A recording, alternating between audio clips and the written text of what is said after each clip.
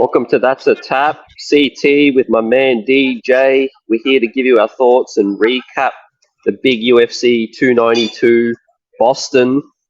Man, I'm excited to talk about this one. How you feeling, DJ?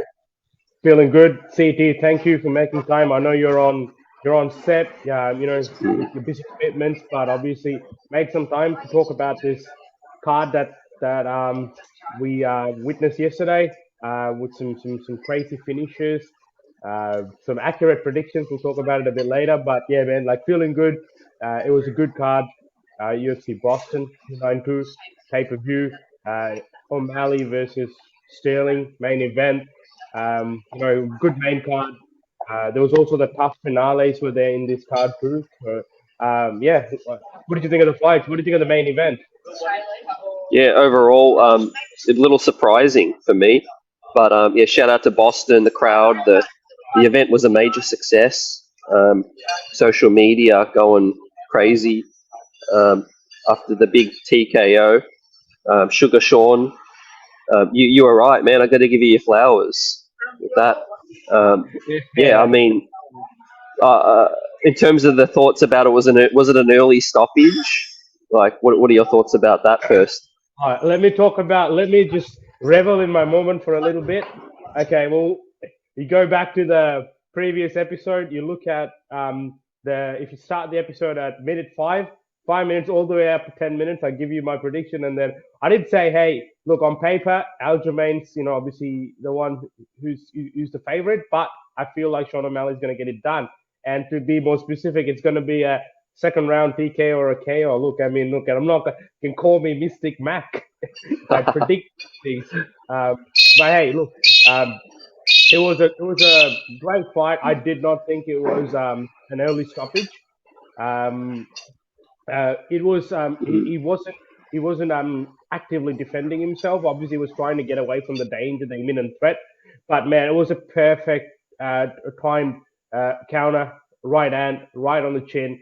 He kept himself exposed, and he was coming forward. He overextended, and look, if you go back and look at some of his videos, O'Malley, that is, he predicts that. He predicts that he's going to overextend, and I'm going to catch him. I'm going to find his chin. I'm going to land it exactly what he did. The finish was very reminiscent. I know the replays have been shown over and over again. Even like on that live stream, pay per view stream, they showed it. Side by side comparison of Conor McGregor's finish with Aldo versus this finish, right? Like, so his career's been now compared to Conor McGregor, and like rightfully so. Like, you could see his star power. Boston was Aljamain Sterling's home city, right? That's his home city, or he's the home fighter. But we still saw an overwhelming support for Sean O'Malley. And Aljamain was actually booed. I just thought it was a little bit classless, to be honest. After the defeat, to boo Aljamain Sterling, especially in his hometown, let alone any fighter. He was all class in defeat. Didn't give excuses even up to this point. He hasn't given excuses. Um, I know he mentioned about the stoppage a little bit and all the quick turnaround, but he still said, "Look, nonetheless, I had one of the best camps." Look, at the end of the day, I thought the finish was legitimate. I didn't think the fight was going to change, even if the ref had let it go for another extra 10 seconds. He turned around, but he just wasn't defending himself, and it would have just been some more ground and pound. And it was just prolonging the inevitable. Um, I actually liked the first round. I know there was criticism on that round because there was nothing much happened, but I actually felt it was a really good technical round for Sean O'Malley, because we know Aljamain Sterling is extremely good with grappling, and his aim would be to try and take him down. And we've seen Aljamain in the past shoot straight away, or even with Henry Cejudo, get takedowns. Um, I think this wasn't spoken of as much, but the lateral movement of Sean O'Malley, making it impossible for Aljamain Sterling to be able to, have a clear shot. The constant change of stances, giving him different looks, and I thought that was extremely brilliant. The game plan was executed perfectly. I actually thought it was a strong round for Sean O'Malley, the first one. I know there was a little bit of clinch from a point scoring point of view. Aljamain Sterling probably took that round, but it was from a technical standpoint. I think Sean O'Malley was able to achieve a lot. He didn't get taken down. I know they had this bet who gets taken down first. Sean O'Malley actually won that too. So yeah, man, like it was a good fight. And I think, yeah, look, we have Sean O'Malley is the rightful bantamweight champion because he did fight the best fighter in that division. He did fight the champion, and he did beat the champion in decisive fashion. And became the undisputed champion, and in the process also, shooting himself into stardom. So he's now a superstar. He already was a very polarizing figure with a lot of people tuning in to see what he does. Now it's just gone to that next level, and I think if he continues, if he does the right thing, and which I think, and he doesn't get enough credit for this, is how extremely well he markets himself and how much of a business minded he is in terms of sort of getting the next move correct and all these kind of things. So he does all the right things, and we can see him sort of getting into that same stratosphere as the Conor McGregors and the Israel Adesanyas. Yeah, completely agree with what you said. He's a superstar. I think Much we need the audio. kudos, congrats to get the resounding finish with emphatically was an exclamation point. Really look forward to obviously seeing. We'll talk about what's coming up, but yeah, just on Aljo, I thought he was really humble, taking the loss. He was really emotional, really emotional, talking about all the things he's accomplished. Needs to go back to the drawing board. But yeah, I was kind of more surprised at how emphatic it was. Did you think Aljo could have done anything different? The talk about him with the takedown. Um, why don't you think that was much of a factor?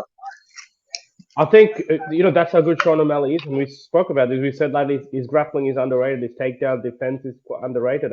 There was a point in which Sean O'Malley, I think, slipped, and Aljo capitalized on it in that second round, and did get a hold of his leg. He got a single leg, but he couldn't get him down because how really good Sean O'Malley's takedown defense was. He was able to push his head down and get his leg out. Yeah, man, like I don't think Aljamain could have done anything differently. It's just that how well Sean O'Malley and their camp prepared for this fight, and sort of how well they executed their plan. Like I said, like that first round, I actually set a lot of things in motion for what was to come because Sterling couldn't get a hold of Sean O'Malley even in that the end of that first round during that whole process of the clinching. There still was you couldn't really do much with it other than just control him against the cage. So yeah, look, man, like I just think it was more how well Sean O'Malley performed than how different he could have. I mean, look, you can in hindsight you can argue that maybe he shouldn't have overextended. He should have been a little bit more careful, a little bit more patient. I did see like I mean.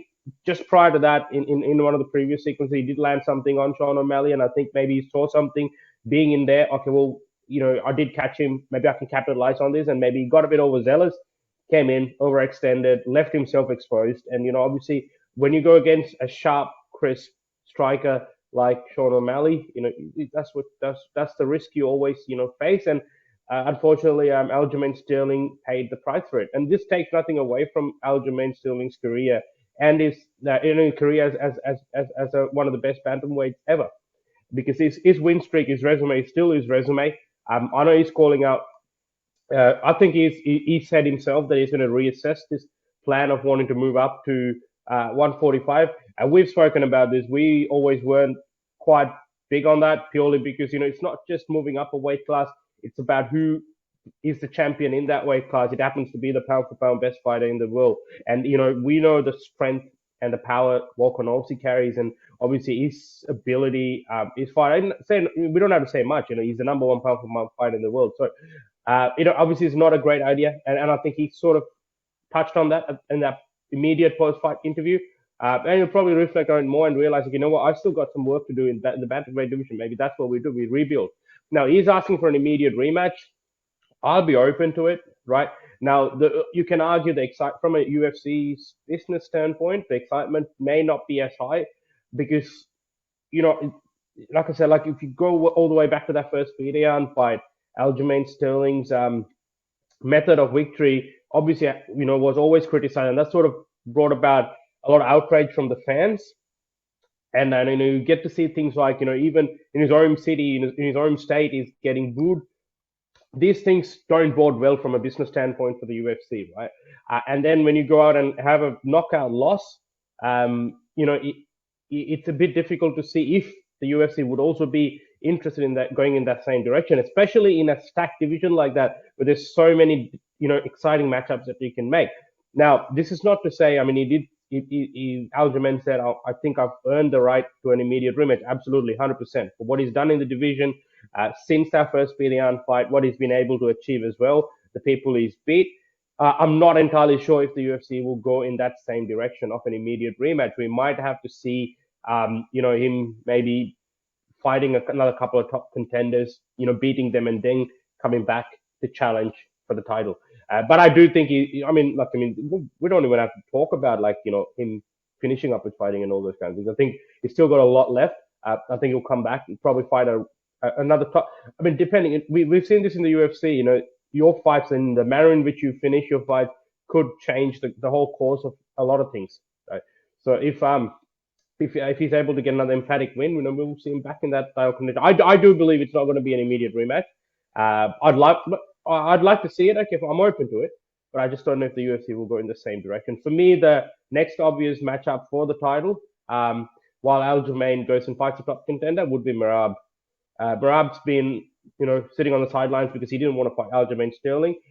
Now it still puts him in a bit of a difficult situation because Aljamain's asking for the immediate rematch, who's his friend, and if the UFC were to give it to Merab, but I think Merab's come out and tweeted saying, "Look, if the rematch doesn't happen, I'm open to fighting him," and I think it's an extremely tough matchup for Sean O'Malley. But again, man, like now I think people will start giving him his due, his credit, because you can see like he didn't just fight anyone. He fought the best guy in that division and he beat him decisively, right? And I think this is only going Mm. to make him better. He's young. He's just going to keep growing, and I think it's going to make him better. Yeah, no, you summed it up. Obviously, Chito Vera picked up a big win too, Yeah. although it was by decision. Hmm. So it does seem like O'Malley is very set on fighting Chito next. I'm agreeing with you. I would be open for the Aljo rematch, but probably not. Given it was a finish, maybe not straight away. Maybe Marab, maybe Chito. Let Aljo sit out a little bit, recoup, maybe pick up a win, and then do it. Yep, absolutely. I mean, look, for I understand why Sean's calling out Cheeto, right? 100%. He's the only guy who holds a win over him, and he wants to get that back, and that's just the nature of a fighter that you want to get those losses back.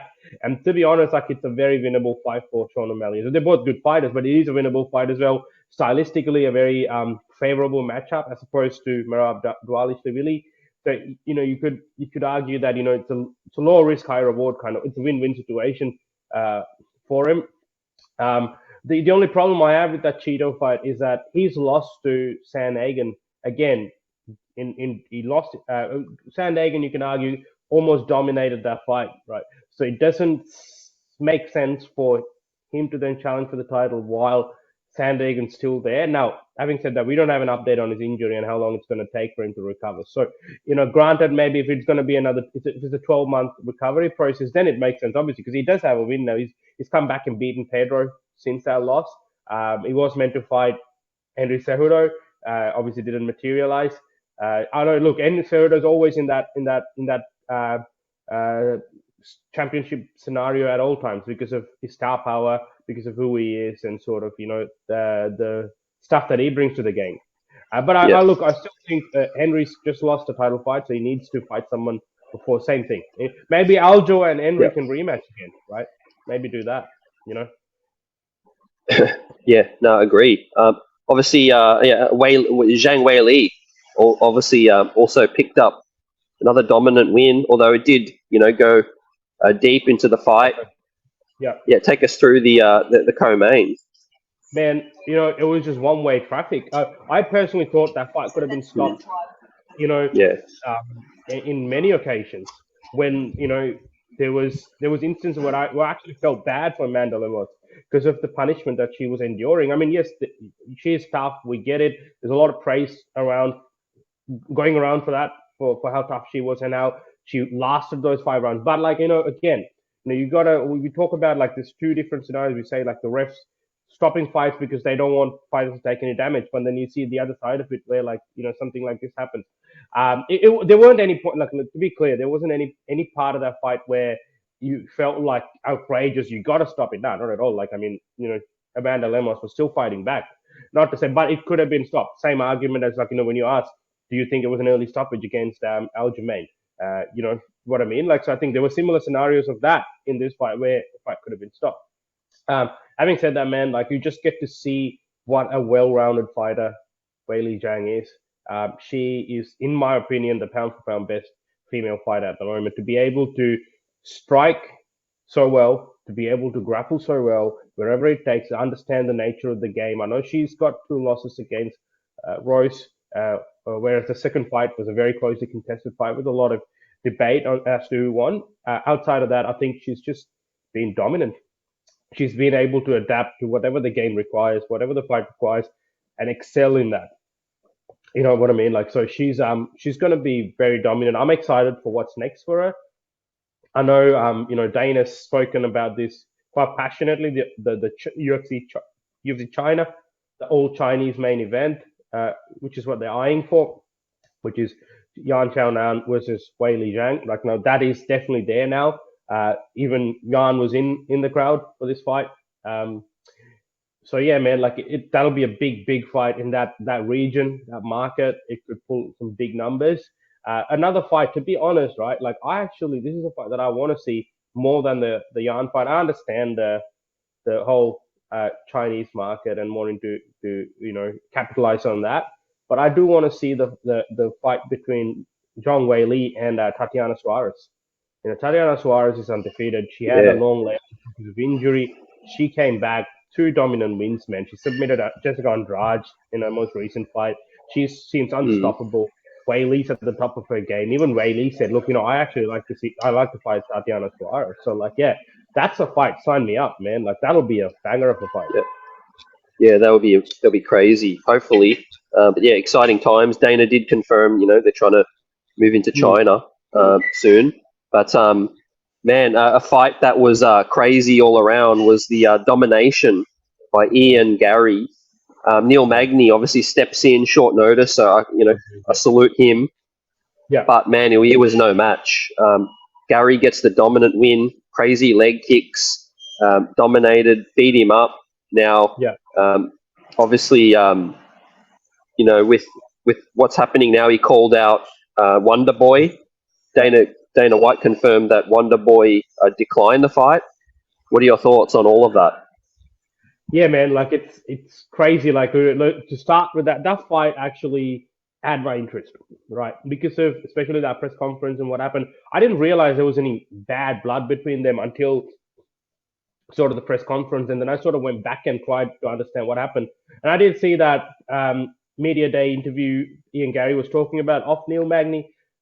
I do think maybe it was taken out of context. Like I don't think Neil Magny implied that he beats his kids, but sort of the sort of the animosity was built around that. But nonetheless, look, whatever it is, I do feel like Neil Magny is a good guy. Um, that interaction intrigued me more. Like I mean, whenever Ian Garry fights, and we've spoken about this in the past, he's a bright prospect. You love to watch him fight. Whenever he's on the card, you want to tune in. It's the same thing. We were already, willing to, we were going to tune in already. But, that whole kind of elevated the expectations a lot more, the excitement a lot more. Credit to Neil Magny, man. Short notice, going against a killer. Hopefully he got paid, well. I mean, the story of the fight was the leg kicks. He sort of chopped him up with the leg kick, took his base away. And yeah, look, it was domination. I think it was a 30-24 clean sweep. That is 3 10-8 rounds, which is ridiculous to think about. Neil Magny is no joke. He's had some really impressive wins himself. But yeah, look, it is what it is, and we spoke about this in our preview. If Ian Garry is able to get a win over someone like Neil Magny, it's sort of it's an opponent with name value, but also puts him into that top 10. Man, like, look, he again, the Wonder Boy call out. I don't know. I feel like he could fight you know, you know, bigger names at the moment. I feel someone like a Oh, let me think. Even the Jeff Neal fight, like I actually like the Jeff Neal fight. I would have preferred the Jeff Neal fight over the Neil Magny fight. I always like that because of the type of Yeah, fight that Jeff Neal brings. But yeah, what about Shavkat? I'd like to maybe see Ian Garry. Maybe it's too soon, some would argue, but I feel like Ian Gary's ready. He's pretty talented. One of the things I like what Dana said is like next we're taking him to Madison Square Garden, which is great news, right? It's great to see. Um, and yeah, so and that's sort of that Conor McGregor blueprint, and Dana White, um, alluded to that too. So yeah, I'd like to see him fortify another top contender now, a bigger name than Neil Magny, right? So even someone in the top five. Let's get someone in the top five. Let's not forget Jack Dallas fighting Holland in a few weeks time, right? What if he gets a very impressive win over Holland, right? Maybe you can find argument for a Ian Garry versus Jack Della fight. But I, I feel like that fight is eventually going to be for some sort of a championship or a title defense. That kind of they'll build both of them up a lot more, which they both have potential, star power and star potential. So uh, yeah, my opinion, I'd like to see. Or maybe I'm glad that the Wonder Boy fight maybe not materializing because I'd like to see someone maybe a little bit more like a Shavkat um, fight a Shavkat. I know like Burns, bit it's a bit of a unique situation because he's from that same team. Even Luke is from the same team, but Luke just got a win against RDA. I'd be open to watching him and Luke fight, two great strikers. So yeah. yeah, no, exactly. I mean, he's a star on the rise, but yeah, I love the MSG Mm. reference too. You know, star power. Let's get him on there. The fact that he beat up such an experienced guy with ease lets me know that he is the real deal, and he should get a top 10 opponent. Um, Yeah, absolutely. just like uh, just like Jack will if he beats Holland. Correct. Um, yep. So exciting times there for that division too. Now Batista, rest of the main card, and Chito Vera. Yep. Yeah, look, just to quickly touch on it, like the Cheeto fight was like obviously a standard fight. I did think the right person won. Cheeto got strong as the fight progressed. Uh, what's his name? Pedro Munoz wasn't landing anything of significance. He was landing, but nothing of significance. Whereas, you felt the opposite with Cheeto Vera. He did get a win, so yeah, that's great to be back in the win column. We got the Batista versus Damon fight. I actually thought Damon won that fight, man. Like I don't know, like watching it live, as in through a TV. I thought Damon won. I thought he did more, and he was pressuring a lot more. But obviously the decision went to Batista, another one of Sean O'Malley's teammates. So like a good night for that team. Obviously they had a clean sweep. Um, so yeah, man, like overall great card. We also had the tough finale fights. Brad Katona, and let me get his name right. Holloway, both winning their fights. One from Team McGregor and one from Team Chandler. Yeah, look, overall great night. Gregory Rodriguez got himself a win as well. He's another exciting fighter to watch. We witnessed the return of the All American Chris Weidman against Brad Tavares.